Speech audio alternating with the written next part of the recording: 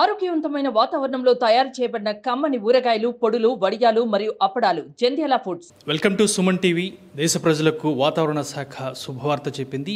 ఈ ఏడాది ఋతుపవనాలు అంచనాలకు ముందుగానే చేరుకుంటున్నాయని, అండమాన్ను తాకనున్నాయని వాతావరణ శాఖ అయితే చెబుతోంది. అయితే ఇప్పటి వరకు వేసవి తాపంతో, తీవ్ర వడగాల్పులతో, ఉక్కపోతతో సతమతమయ్యే ప్రజలకు ఇది చల్లటి కబురనే చెప్పాలి. అసలు ఋతుపవనాల ఆగమనం ఏ విధంగా ఉంది, ముందుగా రావడానికి గల కారణాలు ఏంటి, ఈ ఏడాది వర్షపాతం ఏ విధంగా ఉంది అనే అంశాలను అడిగి తెలుసుకుందాం. మనతో పాటు ఉన్నారు విశాఖ వాతావరణ కేంద్రం డైరెక్టర్ సునంద గారు.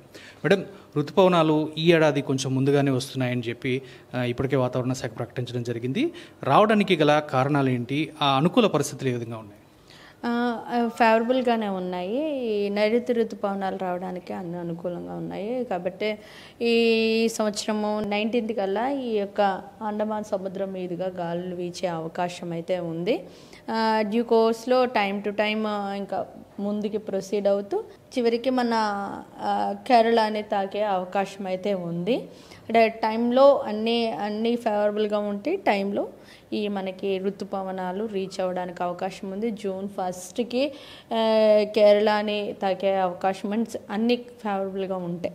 అయితే ఇప్పుడు 19th అండమాన్ సముద్రానికి వచ్చే అవకాశం అయితే స్పష్టంగానే కనబడుతుంది. అంటే తెలుగు రాష్ట్రాలకు ఇప్పుడు చేరవచ్చే ఒకవేళ ఇక్కడ మనకి June 1st కల్లా వస్తే 5th కల్లా మన ఆంధ్ర రాష్ట్రానికి June 5th కల్లా వచ్చే అవకాశం ఉంది, ఇన్ టైంలో వస్తే. అదర్వైజ్ 1 or 2 days అటు ఇటు అయ్యే అవకాశం ఉంది. సో ఈ ఏడాది వర్షపాతం ఏ విధంగా నమోదయ్యే ఛాన్సెస్ ఉన్నాయంట? ఇప్పటికే అంచనాలు ఇవ్వడం జరిగింది. మనకి మాన్సూన్లో గుడ్ రెయిన్ఫాల్ ఉంటుందని. ఎల్నినో ఎఫెక్ట్ వల్ల లాస్ట్ ఇయర్ మనకి కొంచెం తక్కువ వర్షం అయితే నమోదయ్యింది. ఇప్పుడైతే మాత్రం డెఫినెట్గా గుడ్ రెయిన్ఫాల్ ఉంటుంది. నార్మల్ రెయిన్ఫాల్ అనేది రీచ్ అవ్వడానికి అవకాశం ఉంది. ప్రస్తుతం ఉపరితల ద్రోణి కొనసాగుతోంది. దాని ప్రభావం ఏ విధంగా ఉంటుంది? ఏ ప్రాంతాల్లో వర్షం నమోదయ్యే అవకాశం? ఈ యొక్క ఉపరితల ద్రోణి అలాగే ఆవర్తనము మరాఠ్వాడ రీజియన్లో ఉంది. వీటి ప్రభావంతో నిన్నంతా కూడా కోస్తా ఆంధ్రాలో అక్కడక్కడ తేలికపాటి వర్షాలు, ఒక చోట అయితే గుంటూరు పరిసర ప్రాంతాల్లో అయితే ఒక భారీ వర్షం కూడా నమోదవడం జరిగింది. ఈరోజు చూసుకున్నట్లయితే 1 లేదా 2 ప్రాంతాల్లో ఉంటుంది. రేపు మళ్ళీ కొంచెం ఎక్కువ, అంటే ఈ యొక్క తేలికపాటి వర్షాలు కొన్ని ప్రాంతాల్లో ఉంటూ 1 లేదా 2 చోట్ల భారీ వర్షం కూడా ఉండడానికి అవకాశం ఉంది. ఈరోజు అయితే మాత్రం కొంచెం తక్కువ వర్షపాతం ఉంటుంది. ఓన్లీ 1 లేదా 2 ప్రాంతాల్లో మాత్రమే ఉంటుంది. మళ్ళీ రేపు కొంచెం, అంటే 16th 17th మాత్రం కొంచెం వర్షం కొన్ని ప్రాంతాల్లో ఉంటాయి. అలాగే భారీ వర్షం కూడా 1 లేదా 2 చోట్ల ఉండే అవకాశం ఉంది. భారీ వర్షం కురిసే చోట్ల బలమైన గాలులు వీచే అవకాశం ఏమైనా ఉందా? మత్స్యకారులకు ఎటువంటి హెచ్చరికలు ఏమైనా జారీ చేసే అవకాశం ఉందట? అంటే ప్రస్తుతానికి మత్స్యకారులకు రానున్న 5 రోజుల వరకు ఎటువంటి హెచ్చరికలు అయితే ఇవ్వలేదు. అయితే ఈ యొక్క మార్నింగ్ ఈ యొక్క రెయిన్స్ ఎలా ఉంటాయంటే, మార్నింగ్ అంతా కూడా కొంచెం ఎండ వాతావరణం ఉండి, సాయంత్రం ఆఫ్టర్నూన్ అంటే మధ్యాహ్నం తర్వాత నుంచి ఈ యొక్క క్లౌడ్ డెవలప్ అయ్యి అక్కడక్కడ రెయిన్ రావడం జరుగుతుంది. ఈ యొక్క థండర్ స్టార్మ్స్, ఉరుములు మెరుపులతో కూడినటువంటి జల్లులు ఉండేటప్పుడు ముందు, ఈ యొక్క ఉరుములు మెరుపులు వచ్చే ముందు మాత్రం కొంచెం ఈదురుగాలులు ఉంటాయి. ఈదురుగాలుల యొక్క స్పీడ్ ఎంతంటే గంటకి 40 నుండి 50 కిలోమీటర్లు. డిపెండ్స్ అపాన్ క్లౌడ్ డెవలప్మెంట్ని బట్టి ఉంటుంది. ఈవెన్ కొన్ని చోట్ల 30 నుండి 40 కిలోమీటర్ల వేగంతో ఉంటాయి.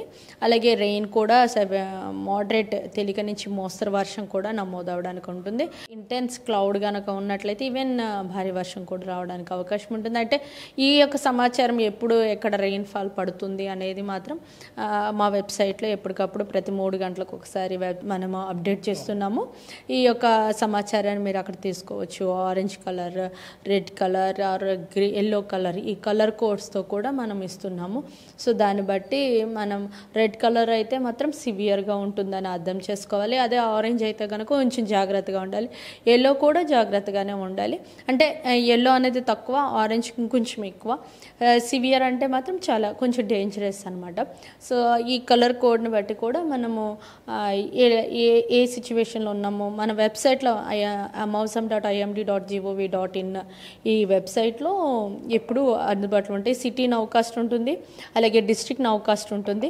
డిస్ట్రిక్ట్ అయితే ఏ డిస్ట్రిక్ట్ ఎలాంటి పరిస్థితి అనేది చూసుకోవచ్చు. లేదు ఏ సిటీకి ఆ సిటీ, మనకి చాలా సిటీస్ ఆంధ్రప్రదేశ్లో ఉన్నాయి. ఆ సిటీ ఫోర్కాస్ట్ అంతా కూడా అందుబాటులో ఉంటుంది. సరే, ఇప్పుడు సమ్మర్ పీక్ స్టేజ్ అని చెప్పవచ్చు, కార్తెల్ అని చెప్పవచ్చు. అంటే నైరుతి ఋతుపవనాల ఆగమనంకు ముందు పీరియడ్ ఏదైతే ఉందో అది సమ్మర్ పీక్ స్టేజ్గా ఉంటుంది. సో ఆ టైంలో, ఆ పర్టికులర్ టైంలో టెంపరేచర్ ఎంతవరకు నమోదయ్యే ఛాన్సెస్ ఉంది? అంటే ఇప్పటి వరకు చూసిన పరిస్థితుల ప్రకారం మనకి 47 కూడా వచ్చిన పరిస్థితి ఉంది. 46.46 కూడా అత్యధికంగా రాయలసీమలోనే రికార్డ్ అయ్యింది. మరి మన సౌత్ కోస్ట్లో ఆంధ్రప్రదేశ్లో అయితే 42 వరకే మ్యాక్స్ రికార్డ్ అయింది. జంగమేశ్వరపురంలో అయితే 44, 45 కూడా వచ్చిన సందర్భం ఉంది. అంటే ఈ ఈ యొక్క మీన్స్ అత్యంత ఈ సివియర్ హీట్ వేవ్ ఇచ్చినప్పుడు ఇలాంటి టెంపరేచర్స్ ఉన్నాయి. ఈ టెంపరేచర్స్ దగ్గరగా వచ్చే అవకాశం అయితే ఉంది. ప్రస్తుతం అయితే ఈ వానల కారణంగా మరి అన్ని చోట్ల కూడా టెంపరేచర్స్ చాలా తగ్గినాయి. గత వారం రోజుల యొక్క 4-5 రోజుల నుంచి కూడా టెంపరేచర్స్ అన్నీ కూడా తగ్గినవి. మ్యాక్సిమం టెంపరేచర్స్ 40కి లెస్సే ఉన్నాయి. ఈవెన్ రాయలసీమలో కూడా తక్కువ నమోదవడం జరిగింది. అయితే ఈ వర్షాలు ఈరోజు కొంచెం అక్కడక్కడ పెరుగుతుంది, ఎందుకంటే ఈరోజు కొంచెం రెయిన్ఫాల్ తక్కువ ఉంది.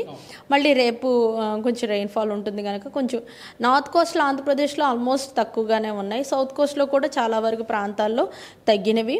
రాయలసీమలో కొంచెం మెయింటైన్ అవుతున్నాయి. బట్ సో డిపెండ్ అపాన్ ఎక్కడైతే ఈ యొక్క క్లౌడీ వెదర్ లేకుండా ఎండ వాతావరణం ఉంటుంది, వేడి ఉక్కపోత వాతావరణం అనేది ఉంటుంది. ఎక్కడైతే క్లౌడీ వెదర్ ఉందో అక్కడంతా కొంచెం టెంపరేచర్స్ తగ్గి నార్మల్గా ఉండే అవకాశం అయితే ఉంది. ఇది డిపెండ్ అపాన్ ఏంటంటే even north కోస్ట్లో Andhra Pradesh are south కోస్ట్లో ఏ ప్రాంతంలో అయినా కూడా మార్నింగ్ నుంచి ఆఫ్టర్నూన్ వరకు కూడా ఎండ వేయడం ఎక్కువ ఉంటుంది, తీవ్రత ఎక్కువ ఉంటుంది. 11 to 3 అనేది పీక్ పీరియడ్ అనేది చెప్పుకోవాలి. అలాగే బయటికి వెళ్ళేటప్పుడు డిహైడ్రేషన్ అనేది జరుగుతుంటుంది. సో కాబట్టి ఎక్కువ వాటర్ తీసుకోవాలి. ఇవన్నీ కూడా జాగ్రత్తలు తీసుకోవాలి.